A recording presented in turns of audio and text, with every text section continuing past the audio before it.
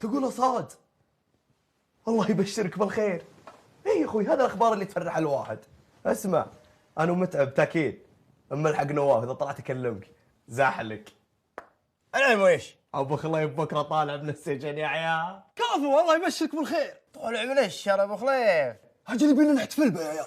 هاجل اسمعوا، انا بلقط الرجال اول ما يظهر من السجن، هذا موجه للحفل، لازم نوجب الرجال. ادري ريحت عليه. كفو. وزها الشاي وقهوه والحلا، والمكان هنا ملحق نواف. سلامات يا عيال، بخليف نعزمه في ملحق. جد بري مكان انت يا نواف. مكان هزهلوها. اي يا ابوي نبش عليه بكره كم؟ اما ب2000 سلامات يا ابوي، ترى في الرمال مو في المالديف غالي. طيب ما يمديك تنزل في السعر؟ حاجه خلي يخيس عندك دزها. وين؟ طالع الاستراحة وش تبي؟ أختي الوحيدة، تاج راسي، المحسن المليان، أحلى أخت في الدنيا، إذا قلتها شيء ما تقول لا. ايه وش بعد؟ منكم أبي فزعتك. منك في ايش؟ خوي الروح بالروح، تو جاي من بعثه وبعزمه، ولا لقيت لا استراحه ولا شيء. انت عندك خوي مبتعث؟ اي رامي كان مبتعث في الملز، اقصد ماليزيا.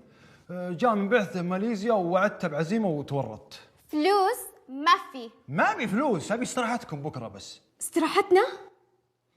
مستحيل. عجل خلاص، بكره تصلحي القهوه والشاي وتطبخي لنا العشاء بعد، وبعزمه هو والعيال كلهم هنا عندي في البيت. ما ينفع معك الا العين الحمراء.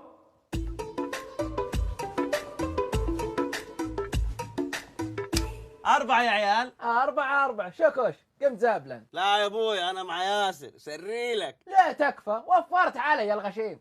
كفته قمت زابلا. لا انا ما ابغى البنوت، ماسكه على بلاي ستيشن. مسوي ناسي انت وجهك، البلاي ستيشن ماخذه عامر لاخوه. ولسه ما جابوا من بيتهم.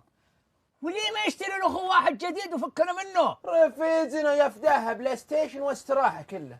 سلام يا عيال. وعليكم السلام. لا انتو خلاص اخوي خلص الجيم اللي بالبطوله. وراك عجل يا عامر، كان خليتها مع اخوك. شريت له واحد ثاني بدل اللي خرب. تعال زابلا تعال.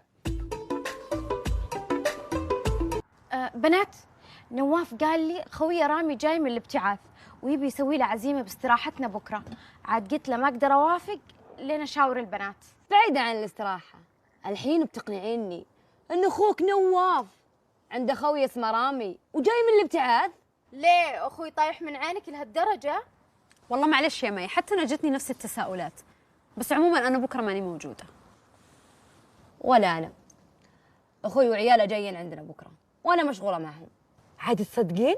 هذه فرصة عشان نطلع من جو الاستراحة في مطعم ايطالي خيال تو فاتح جديد، ابى احجز لي فيه انا وياك. ها يعني اعطيه الاستراحه؟ ايه اعطيه الاستراحة، بس ها زي ما خذاها يرجعها. يعني مو بقصد انه بيزرفنا ولا شيء، بس لا يحوسها علينا.